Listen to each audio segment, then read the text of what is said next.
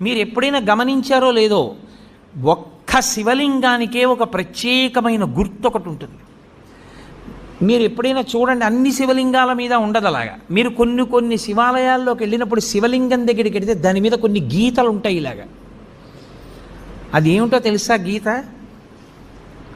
అలా గీత ఎందుకు ఉంటుందో తెలుసా ఎవరికైనా? అలా గీత ఉంటే దాన్ని బ్రహ్మసూత్రము అని పిలుస్తారు. అలా గీత ఉంది అంటే నీ అదృష్టం పండి నువ్వు అక్కడికి వెళ్ళావని గుర్తు. 1000 మాటలు ఓ శివాలయంలోకి వెడితే నీకు ఎంత ఫలితమో, అలా గీతలు ఉన్నటువంటి శివలింగం ఉన్న గుళ్ళోకి వెడితే అంత ఫలితం. విశేషమైన ఆరాధనీయమో అని గుర్తు. అలాంటి శివలింగం ఉన్న గుడిలోకి వెడితే తప్పకుండా మీరు మీ ద్రవ్యాన్నో, మీ బలాన్నో, మీ సంపత్తినో, మీ పాటనో, మీ పద్యాన్నో, మీ కష్టాన్నో అక్కడ వినియోగించాలి. శివలింగం మీద గీత